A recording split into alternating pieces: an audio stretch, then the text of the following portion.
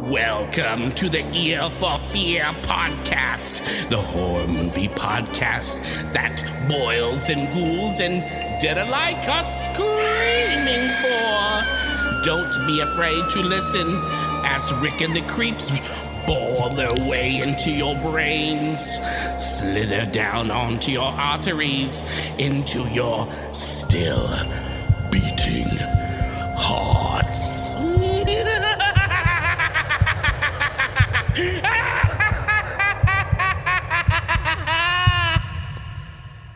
Hey everyone, welcome to the Ear for Fear podcast. This is the podcast that talks about scary movies or movies trying to be scary. I'm Rick, joined by one of the creeps again, Darren Lindsay. What's up? Thanks again for coming out, man. Last time you and I chatted Sleepaway Camp. Today, you and I are going to be talking about 2020's Relic. Can only go up from here, man. Only after Sleepaway, after Sleepaway Camp, everything is up, man.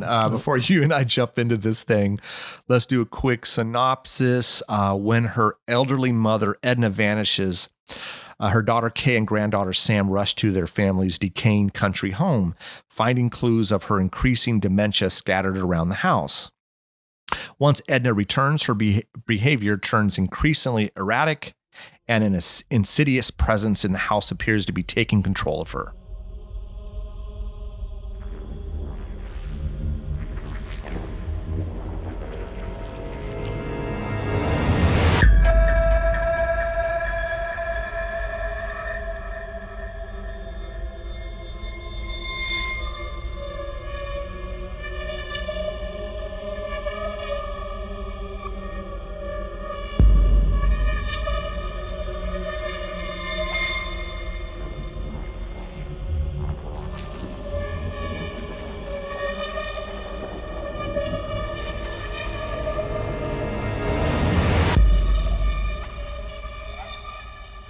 All right, man. So 2020's Relic, you hadn't seen this. Had not seen it. I had seen it once before, and I really liked it, and I recommended it because there's a couple reasons I recommended it, I think. I'm trying to go back and remember.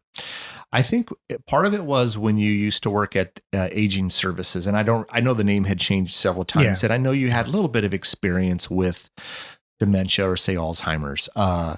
And in my profession, I literally deal with it every single day. I'm not in the medical field, folks, but the business I'm in, I see it. Unfortunately, I see a lot of deaths as to dementia or Alzheimer's, and or a lot of folks that are maybe in a home dealing with this sickness, and the fact that my grandmother right now is dealing with dementia.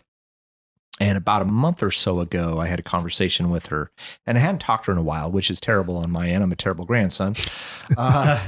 And we had a real short conversation, and I knew her dementia had gotten worse, and something came up. She remembered me, which I thought was really good because my cousin didn't think she would. Yeah. But she did, but she thought my dad was still alive. And granted, my dad has died about 4 or 5 years ago. Yeah. And you just probably shined it on and I played along because I didn't want to say, well, there's no reason. There was none. None. And so I think it kind of hit home with me a little bit. And I'm like, I remember watching this movie. I remember liking this movie a lot.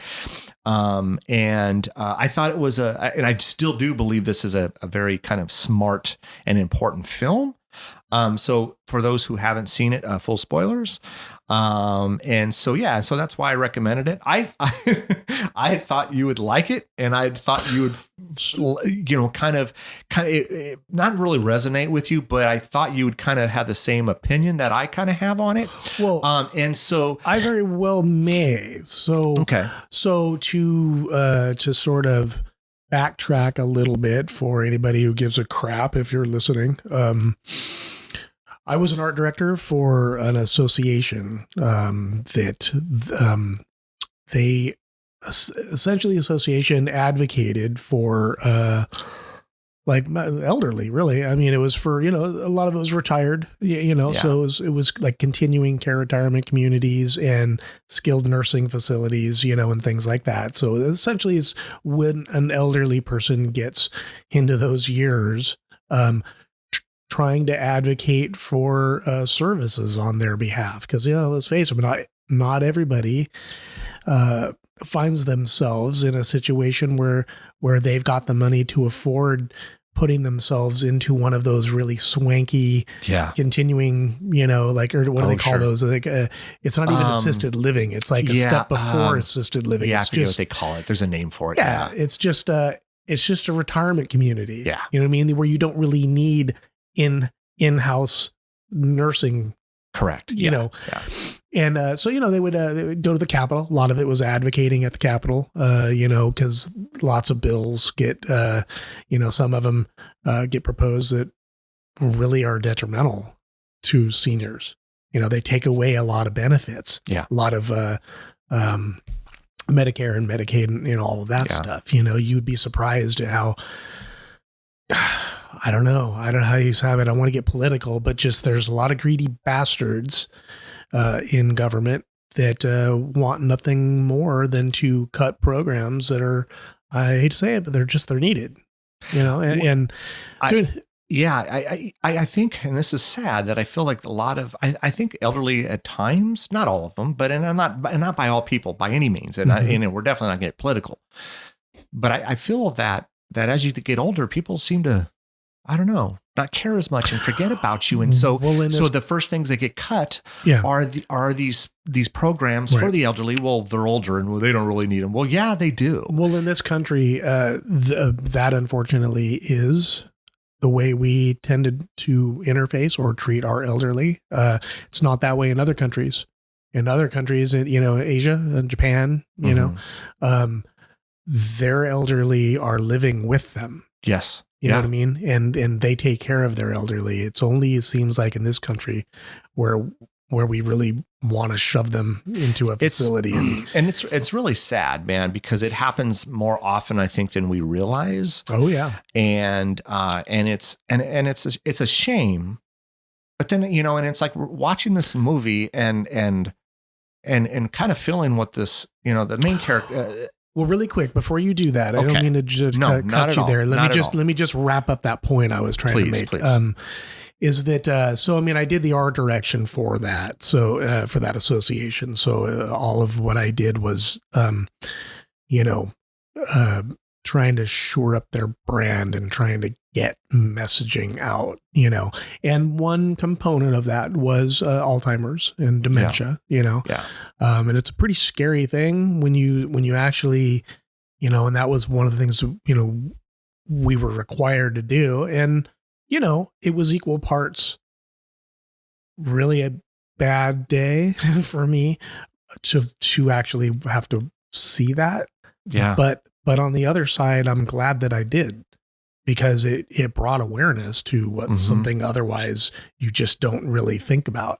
I was required to go out to these member facilities and actually, try to interface and talk with patients of dementia and Alzheimer's. And it's scary. The whole prospect of losing your entirety of yourself. And that's essentially what it is. It's. I remember this. I remember. So really quick, hang on, hold on. Sorry. I'm going to finish. I'm going to finish that. Sorry. So this movie is not a movie I hated. Okay. By any stretch. Okay. So I want to make that clear. Okay. There are aspects of this movie that I think failed. And I'll explain why I think it failed just as a movie, like how it just didn't really grab me in the way that it grabbed you. That's not to say I didn't find the overall premise of the movie good. Okay. So I misunderstood. So, because typically folks, and I think most everyone who listens to us knows, we watch the movie and then we don't talk about it until we sit down. And now Darren beforehand said, I think I misunderstood. I think I got the impression that you just didn't like the movie. But now I see what you're saying. There just were certain things within, and we can kind of draw it out. But, Now, unfortunately, the things that I'm going to hit on of the my major issues I have with this movie, unfortunately, are the kinds of issues where I will never go back to it. That's the unfortunate part. Okay. However, what it did do, there are things that it did well. You know what I mean? Yeah. I understood what they were trying to get at. Yeah. It's just sure. the manner in which they did it, and we'll get there. Okay. But anyway, I don't mean to cut you off. So no, it's okay. Well, what I was going to say, because I'm kind of piggybacking on your times at, when you were the art director there, and I remember there was an exhibit, I thought, or something similar. There was an Alzheimer's exhibit. But tell the folks about it, because really sad. Yeah. Peter Mullen was the artist. I forget his first name, but that was his last name. He's American, but he was at the time living in Europe, I believe. And he was diagnosed with Alzheimer's. And so what he did, because he was an artist, he was a painter. He painted like portraits and I think at the time he might have been doing landscape stuff, but he switched. He occasionally did some portraits. Yeah. He decided to document his descent into Alzheimer's through painting, and these works are all they're at like this, I forget what the name of the museum is now, but it was scary and upsetting. Yeah. To look at these images. I remember some of these, they were powerful, dude. They were. Yeah. So what he did is essentially a self-portrait. So like every few months or whatever, he would like be in front of a mirror and he would like paint a self-portrait of himself. And over time, I want to say it was over the course of a couple of years, these images went from like what you would expect an artist to paint of themselves, like a pretty good self-portrait, to just complete and utter madness. Yeah. And that shit that affected me.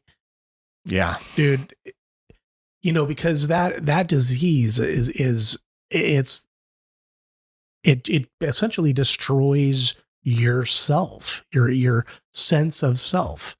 Yeah. I mean, dude, there's like, I don't know if this has ever happened to you, but you know how like, you, when you're driving and you just tune out a little bit sometimes, right? Yeah. I mean, like, you've gotten so used to just the act of driving or whatever that there's moments where I'll like just I'll go into autopilot mode and I'll, and then when I snap out of it, it seems like, how long have I been autopiloting for? Holy fuck. Yeah. You know what I mean? Yeah. And that's just a moment of just an autopilot moment. That's not a dementia or an Alzheimer's moment, but can you imagine? I know that. Yeah. Times that by 100. And no, we're not even talking about driving. We're talking about remembering how to put on your pants. Yeah. Dude, that happens to me all the time. Like I'm going somewhere and that autopilot happens to me and I've passed where I'm supposed to go. Yes. And I worry, dude. I really, and I'll be honest. I mean, my kids sometimes worry, like, cause sometimes, look, we're all forgetful as we get older. Yeah. But I find myself being super forgetful, so bad that I'll run into someone that I used to be close with. I'll run into, let's say I haven't seen them in 10 or 15 years. I'll forget their name. And I used to work with them or hang out. I forget their damn name. Yep. Now, I don't know if it's, I'm not saying it's dementia or any of that. As we get older, we forget stuff, or as we get older, other stuff seems to push out other things. So that name of that person I worked with 15 years ago isn't as important as whatever, And so, but I'll be honest, I do worry as I get older that that's a possibility, and it's scary. Absolutely. And while I was watching this movie, God damn, dude, I got choked up, man. I was towards the end of the movie when they get to this journey because I find this is a little bit of a journey that they're taking you on. Let's call it the director is taking you on through this. And as we got to the end of this journey, I was sad. I was sad for Edna, who's the mother who's dealing with dementia, and I was sad for her daughter and granddaughter, Kay and Sam, that they finally have come to grips. And I know I'm getting ahead of ourselves, but they came to grips with this sickness and this disease, and it was so overwhelming for them that they manifested other things, and that we're seeing as a viewer. You and I are sitting back and watching this movie, and let's say we've never seen this before, and we know nothing about this movie. Is the house haunted? Is something going on with Edna? And because we're seeing it through these lens of Kay and Sam, and the way they're portraying it in their head, because it is a terrible sickness, and it's now they have to deal with this and how to deal with this and coping with it, and it's fucking scary, dude. And I found myself like talking right now, it's fucking like it chokes me up a bit. Yeah, man. So to circle back around really quick, and then we'll jump into the actual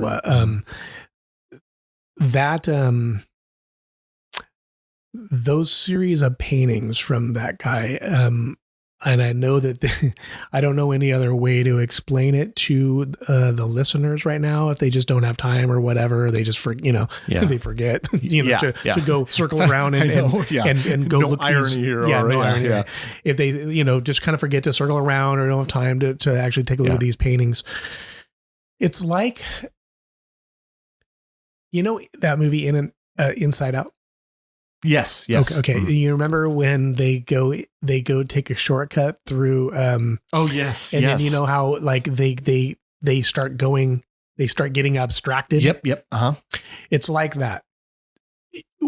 The images, his paintings start out fairly like realism, and they slowly over time get deconstructed into just abstract. And it's powerful. And every time I'd ever watched that Inside Out movie, which is an awesome movie, by the way. It is. Yeah. It gets to that. That's exactly where my head goes. I immediately go to those Mullen paintings, do you know how to spell his last name? Off podcast. I'll look it up. If anyone remembers or just thinks about it after or during the episode, pause us and go check it out. It's very powerful. And that was a long time ago. Oh, yeah. And it's still, I still remember it. And watching that transformation, it was so powerful, and it's so sad at the same time. I was like, it's just a disease that can, there's lots of diseases that do lots of things. I mean, cancer is one. It just seems to eat away at people, but this eats away at you, but it eats away at your mind and your memories, and it does. You essentially slowly decay, right? Well, your mind and it does. It's just a shitty. And can you imagine? In any given point in time, it's not even about waking up the next morning and this happens. It's just at any point during a day where all of a sudden your mind blanks out and you have no idea who you are, what your name is, what you're even doing, where are you? People who come up who you've known for your whole life, there may as well be a stranger. Yeah, pretty much. That's scary. It is, dude. It is scary. And I think that's why I don't know, man. I think this really kind of got to you. This movie really got to me, and it got to me more so the second time. I'll tell you what, Rick, let's do this. I'm going to just explain the challenges I had with this movie right here, right now. Yeah. So that you're aware of what exactly it is about this movie that I had an issue with. Yeah. And then we're going to be done with that. And then we will spend the rest of this podcast talking about how they were telling the story of the dementia and the Alzheimer's. My main issue with it was the pacing. I found this movie to be, it really was only about I think it was about an hour and 10 minutes in before anything of substance actually occurred. And now I get that they're build up, and I'm aware of all of that thing. But other movies manage to do that just fine. I'm looking right at you, Hereditary. I'm looking right at you, Dark and the Wicked. You know what I'm saying? Like other movies manage to, they were able to manage their time more effectively. And I felt like this movie failed at managing its time. It was, quite frankly, I was bored. Okay. I was bored. When it finally got there, I understood what they're now. So, there's a little bit of, there could be a little bit of confusion to especially the ending. I think I understand perfectly well what they were trying to say at the end of that movie. Yeah. And we could talk about that. Yeah. Other people though, because I did read a few reviews. Yeah. And most people had the same issues, that came away with the same issues I did. They were just extremely bored. It took way too long to get to anything of note. Okay. And then the endings seem to be a bit confusing for a lot of an audience. Now again, because of the background I have in the work that I did for that association and being exposed to all that, I think I had a leg up. Yeah. I think I think to some degree you too, because this is obviously a topic of very importance to you. I think that you and I were able to read between lines and understand what the message was being trying to be conveyed. Not everybody. No, and I agree with you. Yeah. Most people aren't going to get it. No. And the movie as a whole just took too long to get there. Okay. Now, that said, that was my beef. That was my rub. Really? That was That's not too bad. No. That's not too bad. Really not. I get the pacing. I get the pacing. I think I knew going into, this is my second time seeing it. In both times I saw it, I never had an issue with the pacing, but I could understand that a lot of people would, especially if, and then I know you kind of knew what was happening throughout the movie, but let's say you don't, I don't know. Let's just say Shaylee, for instance, was watching Relic. She'd be bored out of her mind. She would. And I'll tell you, Rick, I believe that the marketing of this movie, it failed. I'll tell you why I believe it failed and why I believe it would deceive an audience into believing it to be something it's actually not. Yeah. I don't really believe this movie to be a horror movie. I don't believe it to be that at all. In fact, one could argue why we're podcasting it, because I don't believe it's a horror movie. I believe this is a heady drama with maybe some bits of suspense in there. Like, it's not horror. Thriller a little bit. Yeah. I think you're right in the sense that, but marketing for sure, marketed it for sure. To, like, they almost want to dupe you a little bit, right? That's exactly it. Yeah. That's exactly it. Because they spent more time marketing it as, they do mention, the mothers, got some dementia going on, but they really lean heavy into as they work out the evil presence that has taken over the house and has taken over their mom. Yeah. They really lean into that in a way that it makes the audience, the takeaway is, I'm going to come into this thing. Maybe there is a little bit of dementia. Yeah. Okay.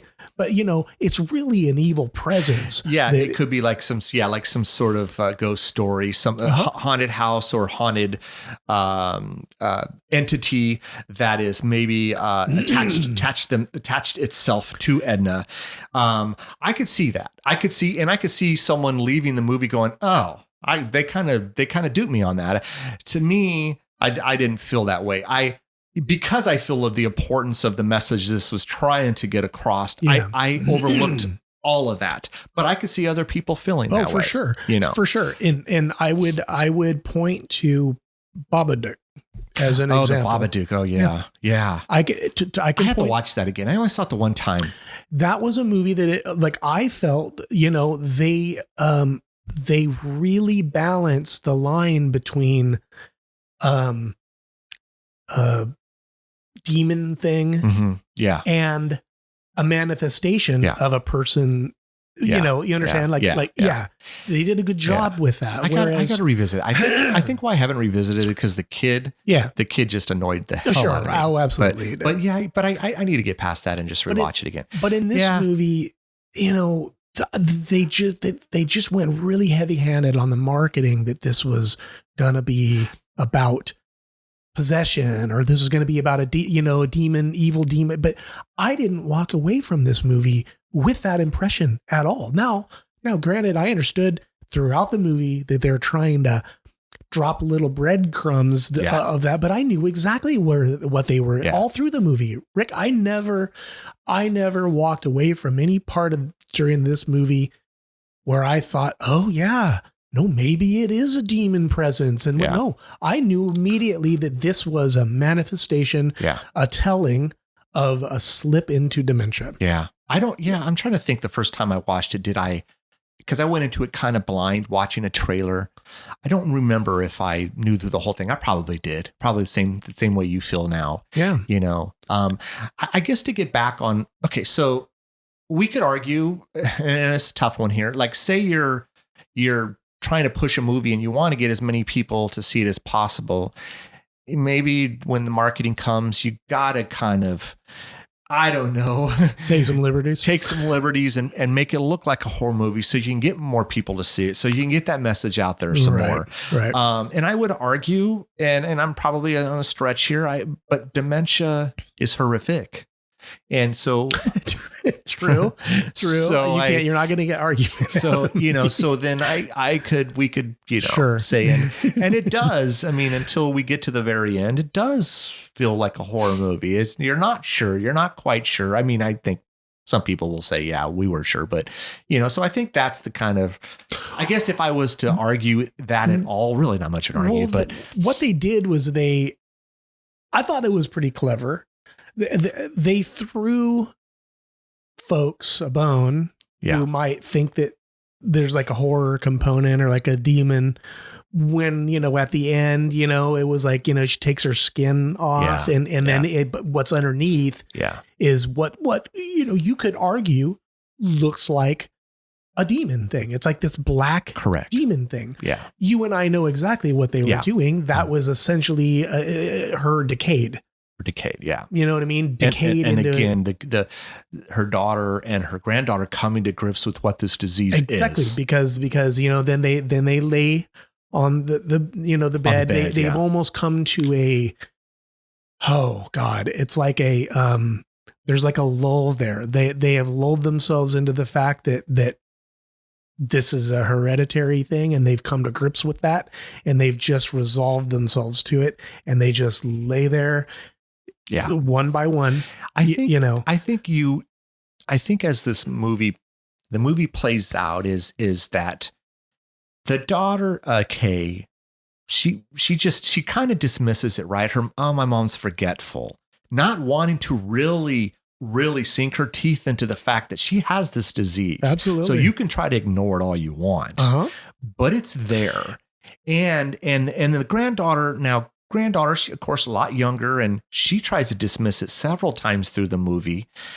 And then when you're really, faced with this, because they're starting to see all of these things, we can no longer ignore this. This is here, and we have to figure out how to I don't know, address it. And so we're seeing all these things, the decaying of the house. That's not the house isn't decaying. Yeah. It's her mind, man. Yeah. And so essentially the house is the inside of Edna's mind. Exactly. Yeah.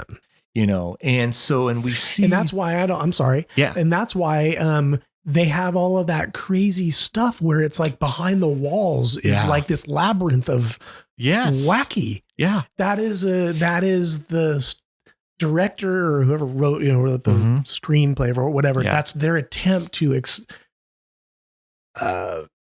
create like if dementia was something physical that you could see and touch and interact with. Well, what would that look like? Well, it's like the inside of that house is the inside of her mind, and that is decaying away, and it's a labyrinth of a maze of just nothing makes sense, and it's not a pretty sight. No. It's dripping water, and it's walls that look like they have mold all over it, and there's holes, and it's I can't even breaking down of someone's psyche. Yeah. And it's just, man, I mean, it's so, we don't have to go through like every scene and stuff. What we know is, no, let's not do that. I'll probably need a hug. Man, like we know Kay is the daughter and Sam is her is her daughter. So, and Edna's the mother, which is, I guess, mom and grandmother. Yeah. She disappears, and they go to her home, and she's gone. They don't know what happened to her. Several days go by, and we get this kind of like with Kay and Sam there, we're seeing notes, Post-its. Yep. When you need a Post-it to turn off a water or to flush the toilet or to take your pill or your name is Edna, that's fucking horrible, man. And you go into rooms and you see that you can barely get in because stuff is overran the room, and stuff is not. You see fruit that has completely rotted, which I loved that scene. I thought that was a perfect kind of foreshadowing of what we're going to see, the rotting fruit and the mind. And so, you want to hear an interesting thing? I'm sure you didn't even pick up on it, but I did, as like a musician. Oh, okay. And with the experience I had, at that association and all of, the Alzheimer's patients, the scene when what's her name? Is it the grandmother? Not the grandmother, the mom. The mom, Kay. Oh, it was in the piano scene. The piano scene. Yes, I was going to talk about that. Yeah, the piano scene. That absolutely was a metaphor for. I believe it was at that point in time that the mom, she already knew. It's a thing you don't want to admit. Mm-hmm. You know what I mean? But she already knew. She's already afraid at that point in time in the movie. She's already afraid that it's going to happen to her. Yeah, because didn't she say something about forgetting? She was like trying to play with the piano a little bit and forgot certain things. Yeah, and there's a whole thing about music and dementia. That I don't know if you're aware of that. I don't think so. But music is often. I'm going to butcher this. I want to say it's that, like, if you know how to play like an instrument or whatever, it's kind of like one of the last things that goes. Oh, okay. Like God, I'm butchering this. I don't remember the specific science of that, if you even want to call it a science, but there's a lot of math and there's a lot of mathematical components behind the scenes to music, and so musicians, when you learn an instrument, that really exercises the brain.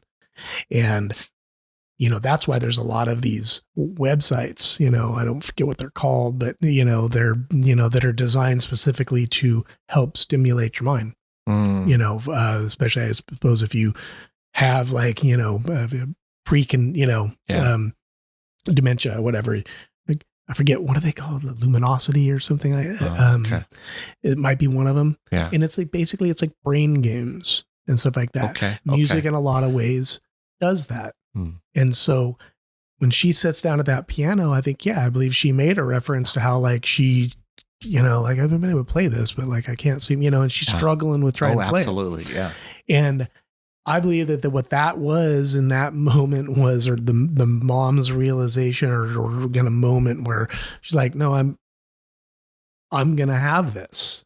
Yeah. She doesn't want to admit it. Yes. You know what I mean? Yeah. You try. Yeah. I mean, we all do it, right? We try to ignore something because we just don't want to deal with the impact it's going to have and then we just let it go and we let it go. And it's just like, yeah. Yeah. Because a lot of that, the act of ignoring when a loved one, or even yourself for that matter, but might have dementia, it's kind of two-pronged. Well, it's many-pronged, but really I think a lot of that denial comes from, what you just said.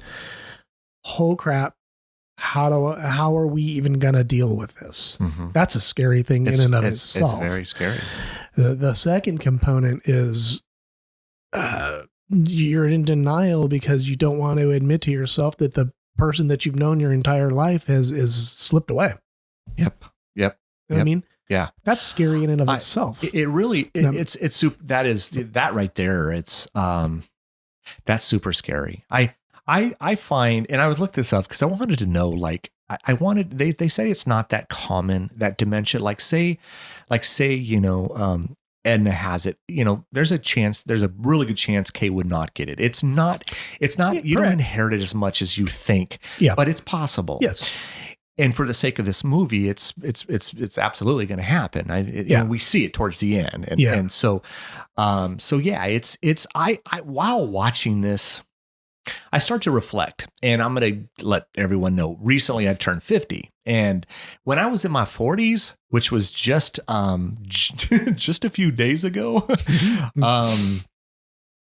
when you say 40 something, it doesn't sound, and all of a sudden I'm saying 50, and 50 just seemed to, it sounded so old. And and I'm not, I know it's just a number. I get it. It's about how you feel, but 50 is still 50. And when you're 40 something and now you're 50, it really had me like reflecting and watching this movie and seeing, I find myself at times, and I know I'm going to get to that age where I'm 70 or I'm 60 or I'm 80. And it's an uncomfortable feeling for me. And that's just me. I can only talk for me. I find myself at times when, let's say I go to visit my mom, and I love my mom more than anything, but when I go to her house, I feel uncomfortable. And let me tell you, and let me try to explain it. And I don't want to sound like an asshole son, because I'm not. Mm-hmm. I see it. I have, like, let's just say my house, for instance, I have it decorated a certain way, and it's home to me. And then when I go to say my mom's, and it's home to her, but it feels uncomfortable to me because it feels older. It feels outdated. It feels, I don't know, cluttered, and I'm not saying it's cluttered. I'm not saying that, but it feels that way to me. I've built this up in my head, and I know, like, and maybe I don't go there as much as possible because it's a feeling that I just don't like. It's not comfortable to me. Yeah. And so I feel kind of selfish, and I feel like an asshole because of it, but I can only tell you how I feel. Yeah. And I know that's inevitable for me, right? It's our, Does that make sense? It absolutely makes sense. And I'll try to give you my interpretation of what you're trying to convey here. I believe that,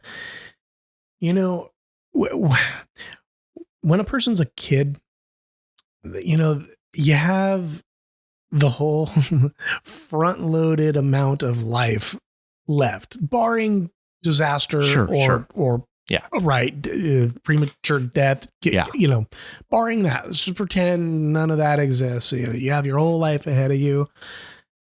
You don't have a lot of opinions. You're not really set in your ways on things. It's only like the older that you get, you start to approach, you get into your 20s and into your 30s, and now you're in your 40s, and there's a mind shift that occurs in there. And often, more times than not, people don't take a second to stop and realize that there's been a shifting in your mindset, because life happens, man. I mean, you get up, you go to work, you get up, you go to work, you get up, you go to work, it's like ad nauseum, it's just rinse and repeat. You don't often stop and take stake at how is your mind changed? What are the things that have occurred that have made you have opinions that you have now that were so much more profound or so much more than maybe your 20-year-old self would have, or even before that, your 16-year-old self would have. And, so it's like, as you approach, at least for me, as I approached 50, I started to have a real serious, look at myself, and I only have so much more time left. Yeah. I mean, we're all mortal, I don't know what it is about the age of 50 other than the fact that you could argue that it's the middle of your life. That'd be, You know what I'm saying? It's if I looked at it like that, then I don't think I'd feel as bad. But the reality, Darren, is most of us aren't living to 100. No. And so we're take that with a grain of salt. Yeah. I don't necessarily mean 50 to mean that 100 is the end game. Yeah. I just mean that if an average lifespan is 80. Okay. Well, then 40 is the middle of. Okay. But people Sure. people don't view 40. They don't. They do. They It's view 50. 50. Yeah, they do. Okay. So be that as it may, you are right. I mean, generally speaking, we're probably not going to live to 100, but the 50, for whatever reason, is the scary number. Yeah. And it happened to me. I'm 2 years older than you, man. And when I turned 50, I have never been a person who believes in that whole midlife crisis thing. Yeah. And I always in my life, I've always been kind of like, oh, whatever, with a midlife crisis shit. What is that? No, it's a real phenomenon. Oh, it is. And it's not about, people like to make a joke about a midlife crisis. Oh, you go out and get yourself that Corvette and whatever. Yeah. First of all, I'd say that you can only afford a car like that unless you were fortunate to be born into money, or you were fortunate enough in your early 20s to just land yourself a sweet swanky job that allowed for you to buy expensive ass cars like that. Sure. By and large, you really don't have the resources to buy a car like that until you are actually start to get into our age. But that's not where I was trying to go. But it's a thing. And I think for me, it was a real thing when I turned 50. I soul searched quite a bit, and I'm still soul searching. Because I feel like a big bulk percentage of my life has now been lived. Yeah. Because let's go ahead and take that a step further. If we assume that the average age, barring any sort of unforeseen, accidents or whatever, 80, well, man, that's only 30 years from now. I know. And you know what? 20 years went by in the blink of an eye. It really did. So, it really did, man. So 20 more years conceivably is going to be another blink of an eye. And the next thing I know, I'm going to take stake, and I'm going to be 78, approaching 80. Well, I just had to say goodbye to my dad just last year. I know. It would be February will be a year. Yeah, February will be a year. Yeah. Yeah. And that's like it's a scary thing. So for you, you hit 50 a couple of days ago. I'm a newbie to the 50, and I think that accompanied with COVID and just having I don't know, man, like seeing people get sick or seeing people, die. Yeah.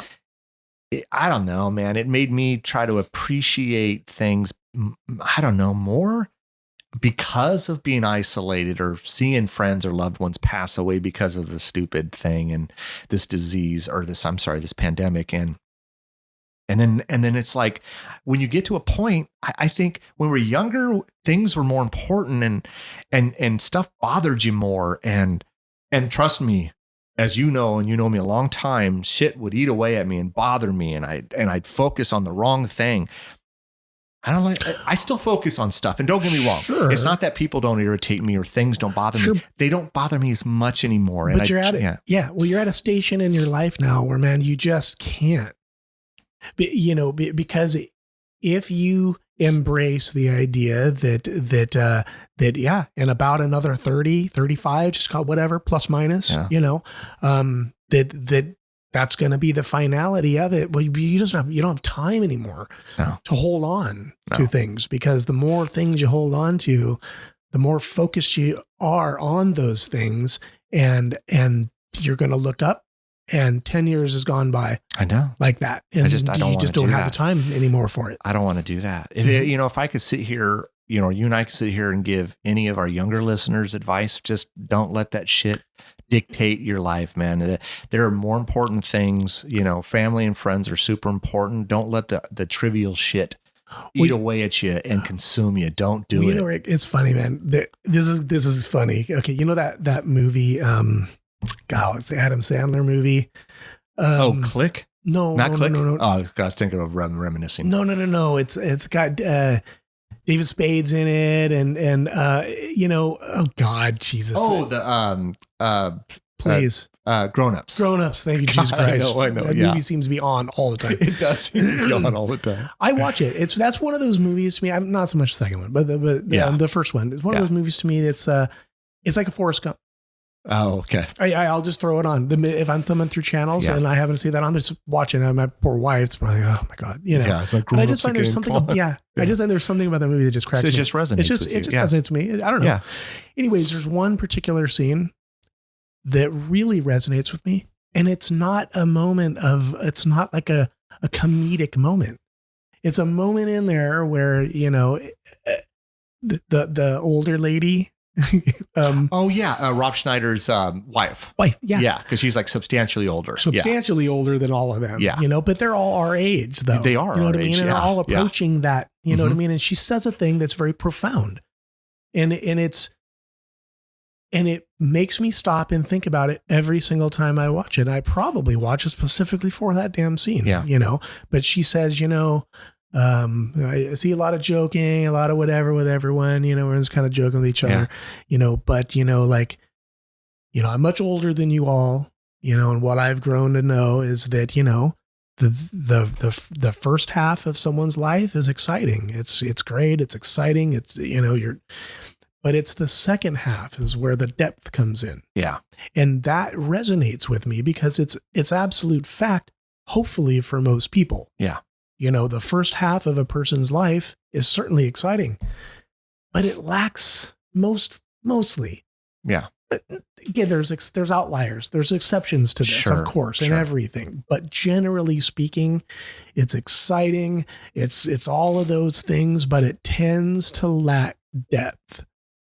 And I think this is another reason why that Benjamin Button movie with Brad Pitt resonated so much with me, because that was genius to me.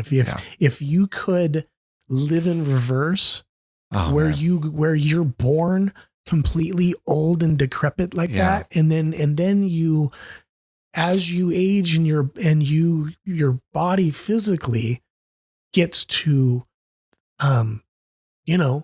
the peak physicality of your body, right?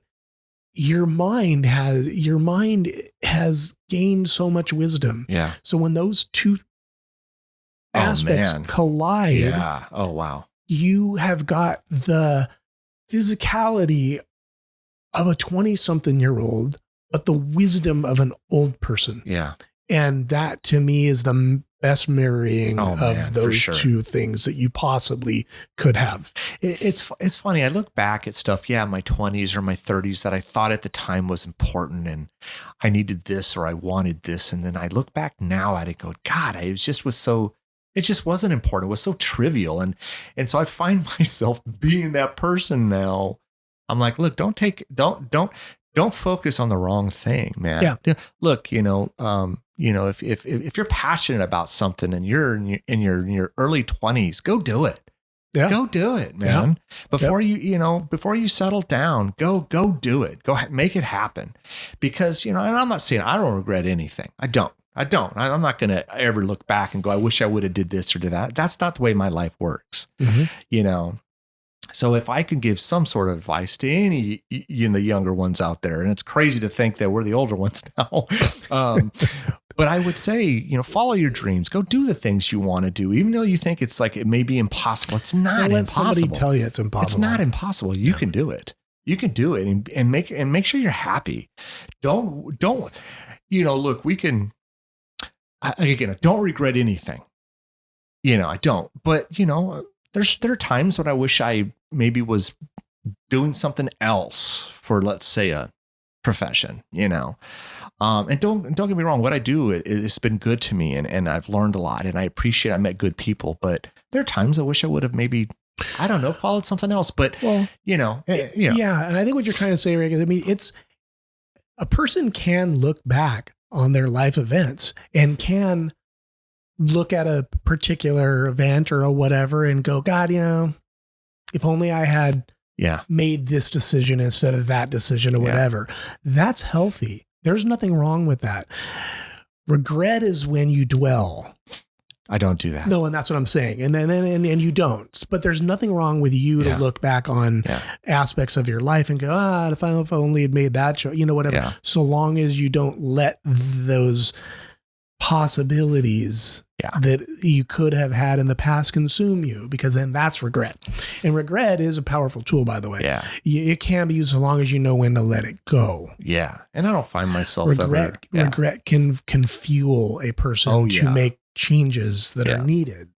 Okay. But once those changes are made, once you've used the regret for making a positive change in your life, that's when you need to let the regret go. Yeah. And that's unfortunately what people don't do. Yeah. They hold on to. Yeah. That's definitely not a healthy thing. I don't find myself regretting or dwelling on stuff.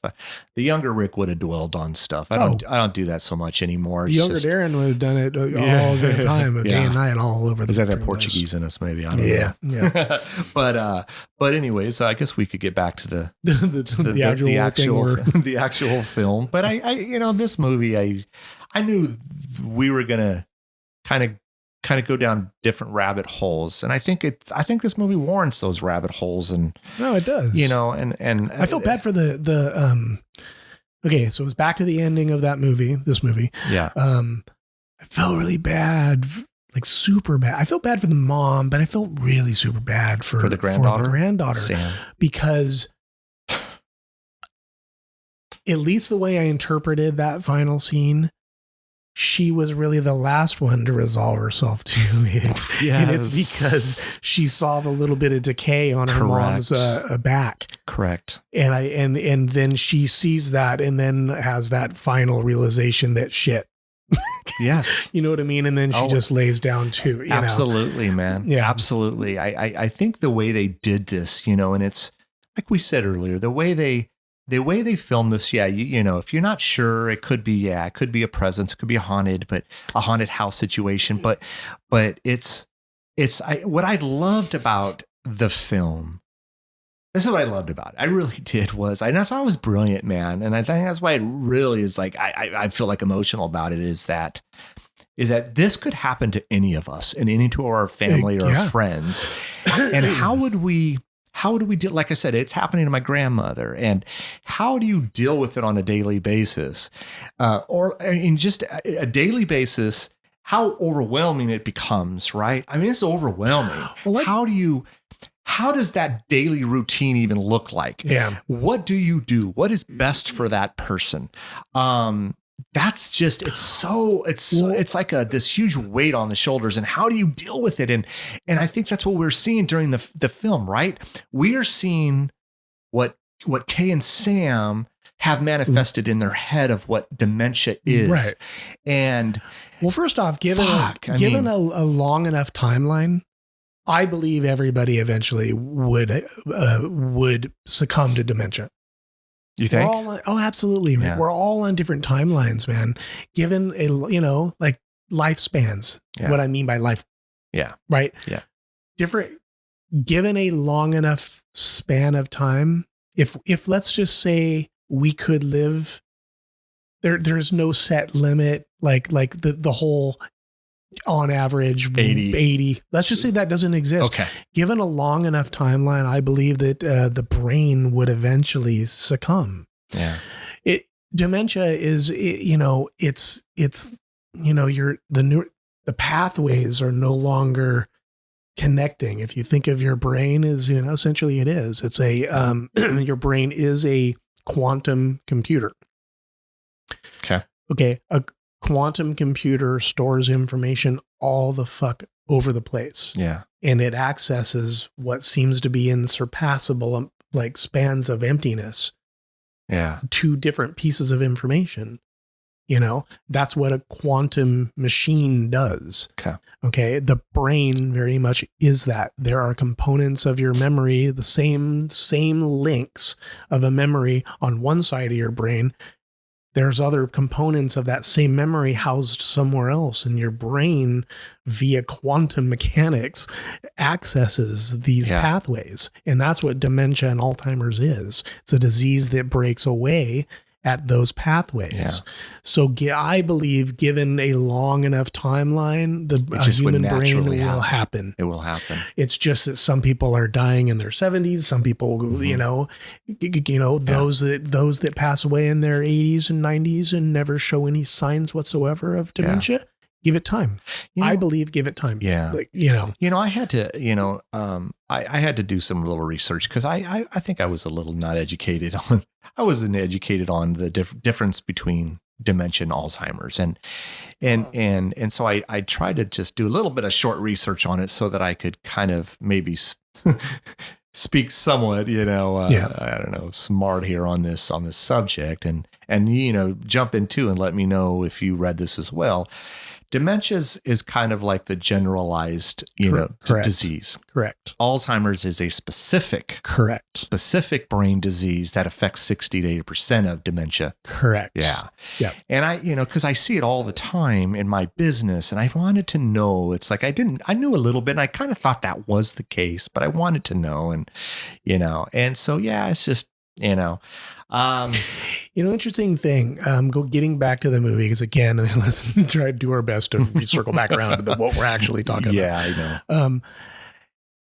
Toward the end, when they're essentially running away from Edna. Yeah.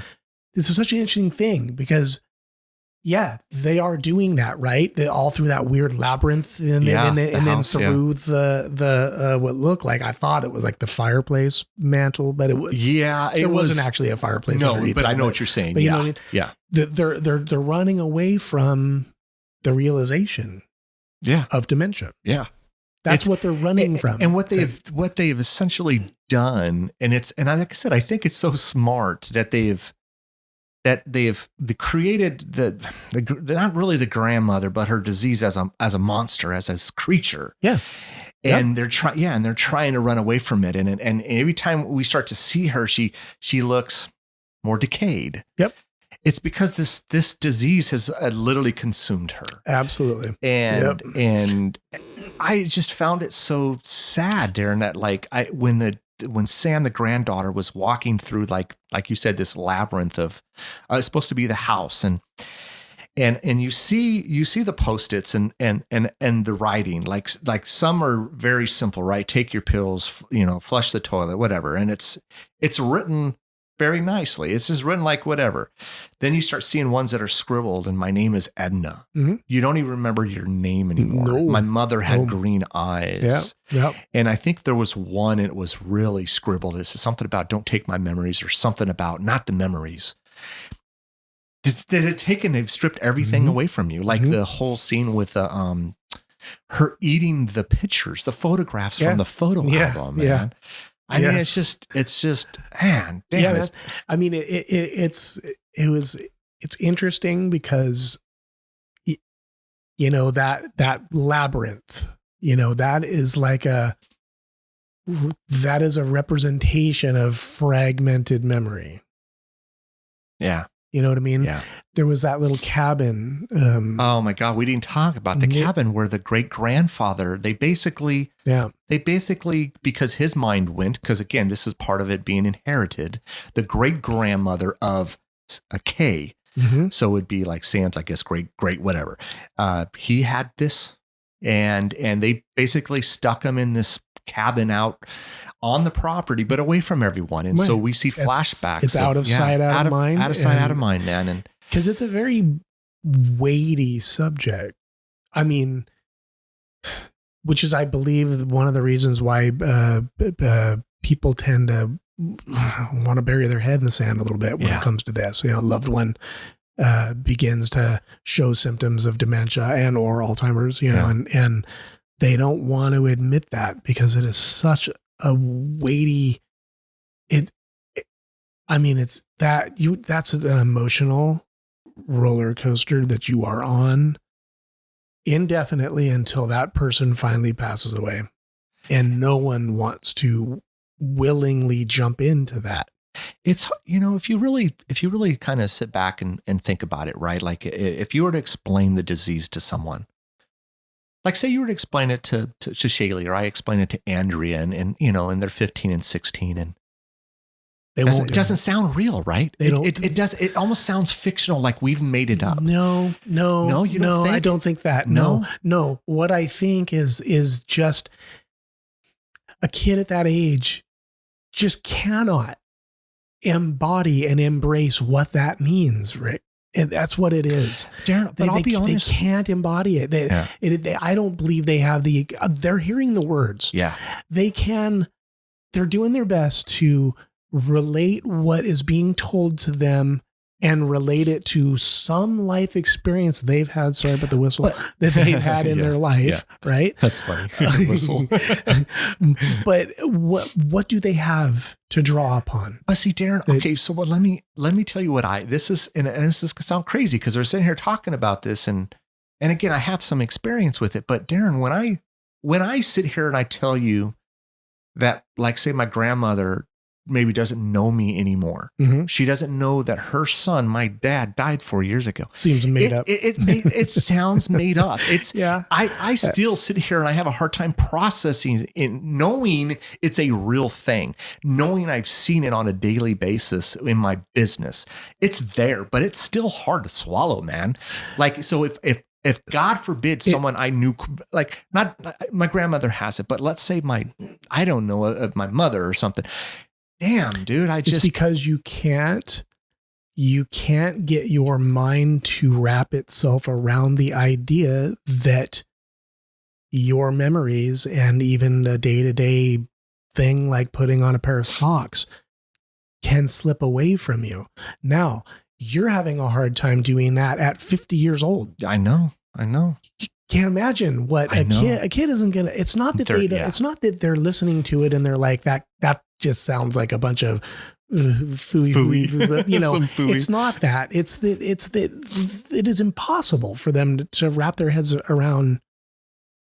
They just can't do it. It's just too tall of an ask. Dude, it's for me, like, thinking that someone that I was like, I knew, I grew up with, I'm super close with, doesn't remember me anymore. That's fucking hard to swallow. They're going to internalize it more on the surface. Yeah. Yeah. No, they will. Yeah. They're like you said, they are internalizing it based off of a mind of a 15 and 16-year-old, not a lot of life experiences like you and I have had. That's what they're going to take it at face value is what I'm trying to ultimately get at. It just took me a minute to get there. They're gonna hear what is being told to them and they're gonna literally internalize it at face value. Okay. Nana no longer remembers who I am at face value. Yeah. Now, they're not going to want to, just as much as you're not going to want to really emotionally embrace what that is. Yeah. Because of a protective mechanism. Nobody wants to willingly jump into that emotional cesspool. Yeah. Do you want to? No. Listen, my own mother, she's 70. 70 something. She's aged. she's aged. She's showing signs of a little bit of that kind of early dementia. She is forgetful like no one's business. Yeah. I have the same conversations with her over mundane things. Yeah. Just over and over and over and over and over. And I don't want to admit it. Yeah. And I know it. I'm seeing it. I'm looking at it. I know exactly what it is. I mean, I don't want to tell her that because she's scared to death of it. Yeah. But it's there. And I know the reasons why I will at times convince myself otherwise, just because I don't want to jump into that emotional cesspool because it is fraught with. Just daily life is tough, right? Then to add something like that. And I feel for anyone who has dealt with it or is going to deal with it. It's a lot, man. It's a lot. Well, I think you have to, like if I were to try to put myself in the shoes of a person who has to caregive for a loved one, parent or whatever, who has that disease, I think that the only way to get through that is you have to disconnect a portion of yourself from it. Man. I really do. Yeah. I think otherwise, I think it would consume you as well. I don't mean that you're going to, by proximity, you're going to come down with dementia. Oh, sure. I know what you mean. I mean, the emotion of it's going to consume you. Yeah. And I think the only way for a human being to cope with something like that would be to have to disconnect a portion of themselves from. You have to almost look at it clinically. Yeah. How do you think nurses and doctors? How do you think they deal with this? My wife goes every single day. She's a nurse. You know that. Yeah. She has to disconnect a portion of herself, and she has to look at it clinically. I think. Yeah. I mean, it makes sense. Totally. The defense mechanism. I think if you're put into a position that you would have to do that, I think you're right. If not, Jesus, I mean, it'll just eat away at you. It'll consume you. Yeah. Not in the same way maybe dementia does, but in it, I mean, damn. But I believe this movie to be amazing at its artistic expression or telling of what that disease is. Yeah. It's just unfortunately, Rick, that this is such a heady topic, especially if you're going to try to tell it in the movie, like storytelling in a movie. I think that's a tall order. And from the perspective of almost a horror movie, right? The different type of genre. How do you go about telling a story? Like, what genre are you going to use?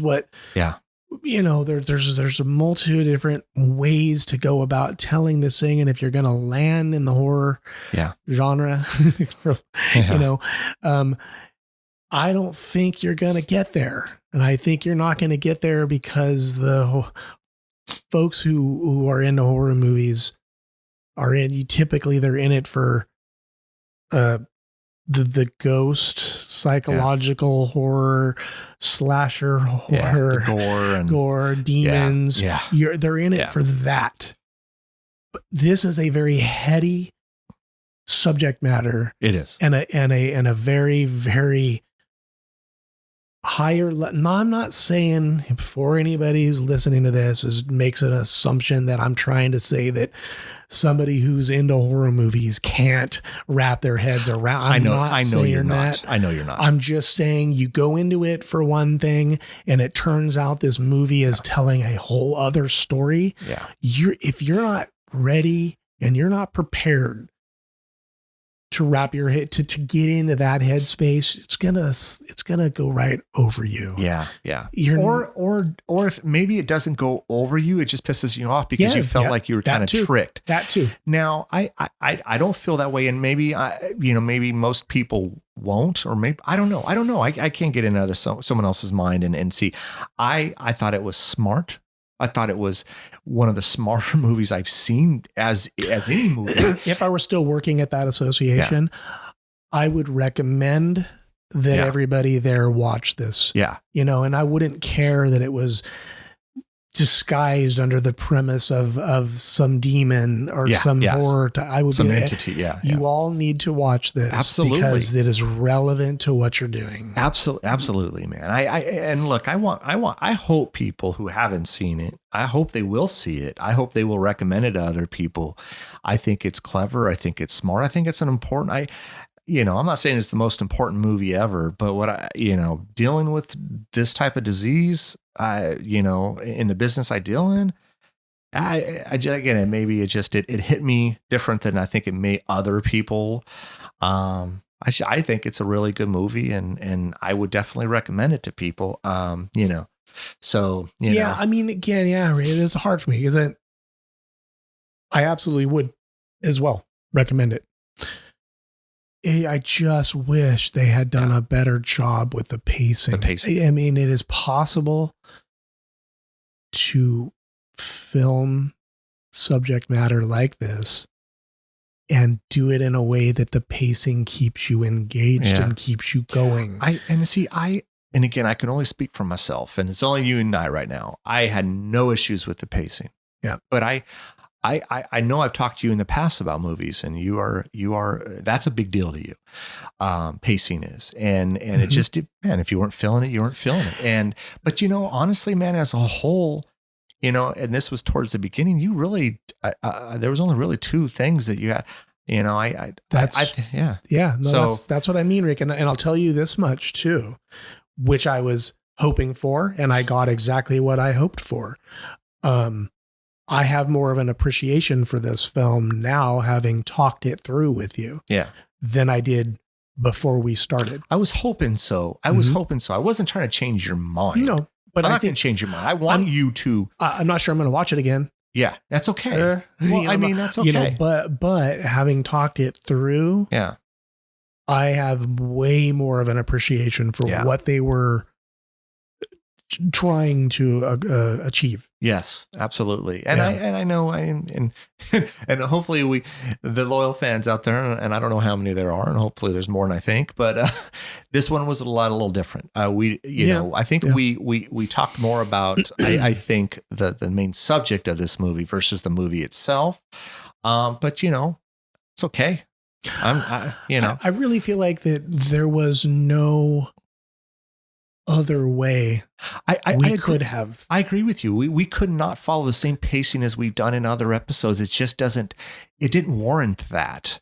And I hope they realized that, and I hope they enjoyed the episode. I thought this was a I hate to say this because we're still recording an episode, but I enjoyed this immensely. I think absolutely. This was, I got out of this episode what I was hoping to get out of this episode was to speak about the disease and the movie as well, Well, like I said to you before, like on that the previous podcast, the Christmas podcast, Rare Exports? Yeah. I didn't find that to be horror. To me, that was more just sort of adventure action. I don't know what you have you. It just didn't come across to me as horror at all. But that's okay. And that I've already put my desire and my want on one of these ones. I want to do a Big Trouble in China, and you could argue that that's got more horror elements than even this movie does, and so I know it's not really technically horror, but I don't find this movie to be horror. Yeah. I agree with you. That's why I chuckled when you actually made that comment where you find the subject matter to be horrific. Yeah. I absolutely agree with that. I wouldn't call this horror in the general sense of the genre. It is certainly horrific subject matter. It is. But I'm going to take this to mean that you are open to the idea of podcasting other. I have not caved in on horror adjacent. Horror adjacent. I like that. That's actually really cool. And I think Big Trouble in Little China is definitely horror adjacent. That's hilarious. That's right. Well, now it's 2022. I guess we could, I don't know. I mean, you'll still probably try to I don't know, man. I have not caved in on doing that as an episode for our podcast. But we all have to do that. We do that. We got to get Morris in here. We got you. Absolutely. For sure. I mean, look, I love me some Big Trouble in China. John Carpenter as a whole. Maybe it's just like a special episode. I don't know. Maybe we do a special episode. We're gonna have to think that one out, But I love horror adjacent shit. That's a new shirt. That's gonna be a new shirt. Yeah, you have the shirt on there. It's just all I'm horror adjacent. I'm horror adjacent. That's awesome, dude. Oh shit. Yeah. Anyways, man. Well, that's Relic. I look. Check it out, please. If you do, message us on Instagram or something, or I'd be kind of curious if you hadn't seen it, or maybe you have. Send a message and let us know what you thought, man. I am curious with what other people thought. Did people get it? Did people not get it? Did they feel tricked? Do they not? I mean, And watch that. Take a look at those Mullen paintings. Yes. No one here is paid by the Mullen Foundation at all. No. It's profound. It is. It really is. And it's very relevant to what we're talking about today. So, so check it out. But anyways, thanks again for checking us out and sticking through this episode and listening to us rant and listening to us olds. Listen to us olds now. I've now joined now you're 50. I'm now 50. Dude, it's game on. It's game on. Is there any cool clubs for the 50 Club? Is it? We got to look into this, man. Yeah, I don't know. I refuse to research that. I don't know what the Elks Lodge. Yeah, I don't know. Oh my God, the Elks Lodge. I have one down the street from my house. I thought about rolling up in there. Hey, I'm 52. What you got for me? Yeah. Someone the other day mentioned the Pheasants Club. Oh, and yeah. I hadn't heard that. That's over in West Sac. I think there's, I think that was the one. My parents used to go to that all the time. My mom recently. We go to the Pheasant Club. Yeah, the Pheasant Club. How are you? Yeah, fuck yeah, I go to the Pheasants Club. Yeah, I don't know. No, I think my mom recently went and I'm like, God, the Pheasants Club. I haven't heard that in forever. And it just reminded me of like my grandparents who have now, passed away. And I'm like, I don't know. Maybe I don't know. I just again, it's just something. Just every time I hear that like Pheasant Club, it reminds me of like I don't know. It's like an old person sipping on scotch and chortling. Like, yeah, it does. It does sound like that. Like you walk into like a time machine and it's all dated. Yeah, right. You could picture like stuffed pheasants and like. Right. Totally, dude. Oh my God. Old Man Withers, like pictures Old Man Withers. Totally. Yeah. Oh, totally. Oh man. Shit, that's hilarious. Oh fuck. Anyways, folks, I know most people are like, what the hell is the Pheasants Club? Yeah. Anyways, sorry, man. We were reminiscing here. Anyways, everyone stay safe. Yep. I don't know. Come back, check us out next time. Yeah. Talk at you later. Bye. You listened all the way to the end. We appreciate that. Don't forget to follow us on Instagram at Ear for Fear Podcast, Twitter at Ear for Fear, and subscribe to our YouTube channel at Ear for Fear Podcast. You can also check out our website, earforfear.com. There we list news and events. We're available on all the main platforms, so make sure you tell a friend. We hope you come back and get an earful.